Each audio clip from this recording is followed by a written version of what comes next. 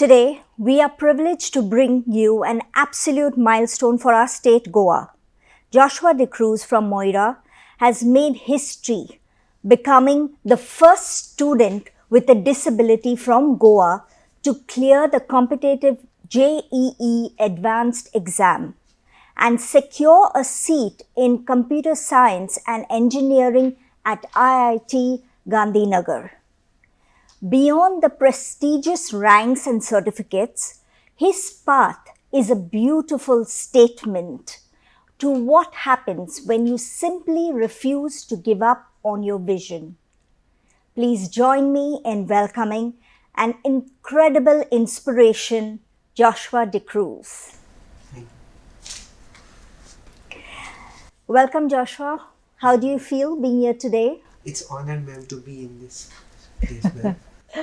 So, congratulations on your incredible achievement. Thank you, ma'am. How does it feel to make history as the first student with a disability, from Goa to clear the JEE exam? Actually, ma'am, it's truly humbling. I never studied to make history or create history, but I always studied to make the best use of the abilities that God has given me. Without my God, without my teachers, without my parents, most important, my parents and my friends and my families, this journey would not have been possible at all, ma'am. So, when you first saw, your rank 69 in the All India exam, Yes, ma'am. what was the very first thing that came to your mind? It was a very surprising and overwhelming experience, ma'am, as it was my first experience. And I felt that all my hard work was rewarded. I thank God, and I just ran to my parents and I told them the good news, and they also were very surprised. We all thank God at that moment. For those who are meeting you for the very first time, tell us about yourself and your condition, Joshua. Okay. So I'm Joshua De Cruz from Moira, Goa. I have a physical disability which is classified as locomotor disability, and the name of the disability is congenital phocomelia. I have a disability percentage of 90%, but my disability is not what defines me. I love music, I love science, and I love to try new things. And I have been always got support. I always got support from my parents, my God, and my family, and my friends as well. What was your childhood like? Tell us about some memories of your childhood and when did you realize that, you were different from the other children around? So my childhood was filled with love and laughter. I received it from my parents. I realized that I faced challenges that other students did not was when I first started to play the drums, because I don't have legs, so I could not play the kick drum. And later on, even when I used to draw for drawings competition also, because of a lack of a proper developed hand, realized that I face a challenge that other students do not face. So, growing up, did you ever feel sad or, frustrated because of your disability? And how did you overcome those feelings? Of course, there were difficult moments in life, but I overcome those feelings. I always spoke to myself, I motivated myself saying that I have the support of my God, my parents. They provided me more than enough positivity. And also a difficulty was that I used to have migraines in the month of December and January, severe migraines just before my board exams. That was a very great difficulty, and I was not the top of my class. I used to not get very good marks, but I always kept working hard, and I saw each test, each mock test as an opportunity to improve. Your determination and motivation is amazing. Take us through one of your normal days. What do you do in the day? What are the challenges you face? And, what is the most challenge that people may not see or realize that you go through? Okay. So my day usually it revolved around studies, and I took breaks when my health demanded to take breaks because of migraines. And I used to play the guitar so that the stress of studies would not stay on my mind, the negativity or the depression, nothing. So I used to just play music. I used to worship God by playing the guitar, and sometimes I used to go for church practices to play in the choir. This was how my usual day used to revolve around. I mean, JEE exams are really hard for any student, and you had to deal with, your severe migraines and physical challenges. So, I mean, what kept you motivated, and how did you overcome these difficulties? So there were many painful days, in fact, but I reminded myself that why I had started this journey, because the hand of God was upon me. I wanted to make my parents, my God, my teachers proud. This was the main reason. Also, I wanted to combine engineering and compassion together to make affordable prosthetic arms and legs and limbs. Were there any moments that you felt like giving up, and what gave you strength to keep going? Yes, there were many and various moments that I felt to give up. Sometimes when, as I mentioned before, that getting low marks or low grades in exams, sometimes because of migraines, sometimes some topics I used to not understand at all. But I always said to myself, the journey, there's no turning back in this journey. What I have started, I have to complete by hook or crook. And my parents always encouraged me. They never pressurized me, but they said, you have the potential and you can do it. They never said you have to do it. They said you can do it. And truly, the hand of God was upon my life. Without God, I could not do this. I'm sure some people might have even questioned, that you want to do your IT, and get into computer science, engineering, and even when you got the IIT seat. How do you keep believing in yourself even though sometimes people might be negative around you? So I always chose to not argue with such people. I always used to say to myself that my result will speak on my behalf. I should not argue, but my result should speak. This was my main aim. And disabilities, they do not limit my dreams. My mindset does. My mindset was always positive, and it was with an aim to be an IITian, first of all. And the second aim also was that I have to create these limbs and legs for people like me. This was my main aim. Your mother left her job, her teaching job, to support you and help you, and your father introduced music to you at a very young age. Give us an idea of how much your parents mean to you. My parents mean everything to me, man. My mother left her teaching job, her passion, her skill just for me. It means truly. She sacrificed sleepless nights, her hard work. She smiled. They both of my parents, they smiled. They never put up on their face the situations they were facing. In fact, they never told me what situations they were facing. And my father nurtured the love for music. This is how I developed my liking and love for music. And both of my parents always believed in my potential in various things, not just studies or not just music, but in everything. In from day to day activities, they always told and believed in my potential. I can never repay them, but I hope to make them proud every day. So, Joshua, you play six instruments.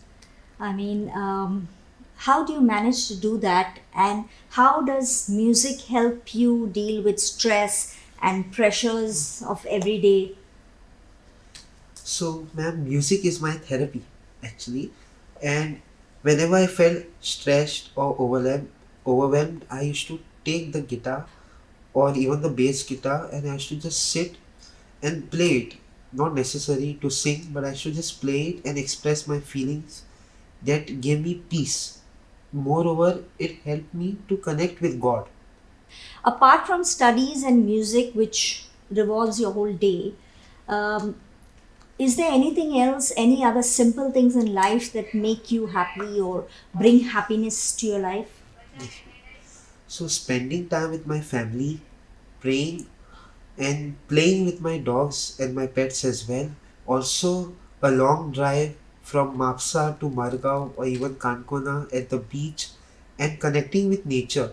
I used to just sit in my garden and view how nature, each and every bird, each and every tree that God has created. These are the simple things that motivated me, encouraged me, and it brought me happiness. Tell us about your pets. Okay, so I have two dogs. They are Indie species only, and I have four birds also of Java. They are called as Java rice. They are called as, and I play with them daily in the morning and as well as in the evening. So, apart from your parents being your main support, uh, who else has supported you or encouraged you a lot, through this journey? My cousins, my sisters, my brothers, and even my friends also have been a main support who helped me, who encouraged me, who motivated me in each and every situation I faced. So, now that you have got into IIT Gandhinagar, you'll be leaving Goa soon. Yes, ma'am. So, how do you plan to manage and how do you feel? Nervous, excited, or little bit of both? Both. Actually, I feel nervous as well as excited, but more of excitement because it's a new chapter, a new journey. And I have an electric wheelchair which is operated through the joystick, and I do my daily work activities on my own, such as bathing, brushing, eating food. So most of the things I can manage, and even I have read on the websites that IITs do provide some special rooms, a single room with an attached bathroom for person with disabilities.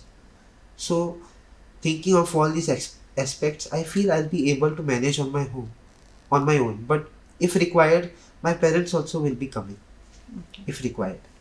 So, currently, there is no plan for your parents to join you. You're going to try and manage on your own Yes, ma'am. and you'll be staying on the college premises. Yes, ma'am. In the same hostel as well. Okay, so you will manage your living and everything that you have to do on your own once you go there. Yes, ma'am. I'll try my best to manage on my own. Wow, that's very impressive. Thank you. I mean, I am scared if I have to leave the state, and you are. I can see the excitement that you're looking forward to Yes. going there. So, tell us about your dream that you have of making, like you mentioned, prosthetic limbs Yes, ma'am. that will be mind controlled, for people with disabilities. Tell us a little bit more about that. And when did this dream start and, how did it start? Did you have something in mind, when you thought that this is what I want to do with my life? So this dream actually started from my own experience when I went to various places, and every place in the world, in India as well as in Goa, is not accessible. More, the government has tried its best, but not all places are accessible. So living with a disability made me realize how important accessibility along with technology is. This made me realize, and this ignited a dream within me. I always wanted to make prosthetic limbs which were affordable, because now also some prosthetic limbs are available, but they are not affordable. This was my main aim, and also it has to be AI integrated along with neuroscience. Whatever you think, it should recognize and do the action and the work as well. And it's going to be a challenge for you. So, Yes, ma'am.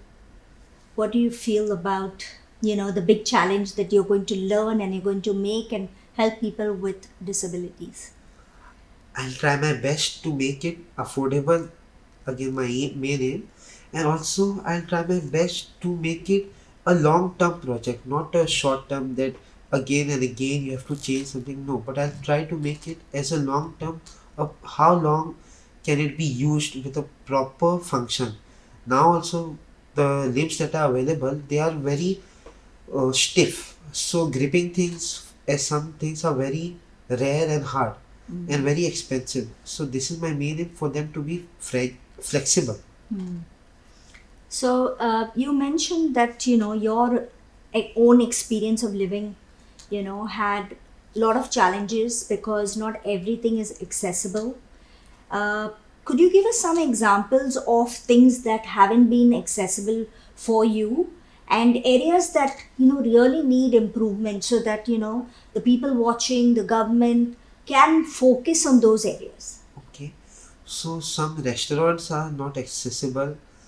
Even some parks also are not accessible. Some education centers also are not accessible, ma'am. And even some places like where we have to go through the roads also, that is also not accessible. Some beaches also, there's no provision. We have to drag through the sand. Many places are not accessible, ma'am, till now. How did you feel when you reached such areas and you were planning to go maybe see a sunset at the beach or go to a particular restaurant? I mean, what were the thoughts that ran through your mind at that point of time? It was quite sad to feel that these places are not accessible, but then I always viewed this as an opportunity to make the world a better place. This was my aim, and then when I become a big, like I graduate, having done computer science, I would make sure that these places are accessible, or at least I would make some technology with the provision for such places to be made accessible. Your story, Joshua, has inspired so many people across Goa and beyond. How does it make you feel to be a role model and a symbol of hope for people in Goa and people who are living with disabilities? Ma'am, it is a great honor, but with great honor comes great responsibility as well.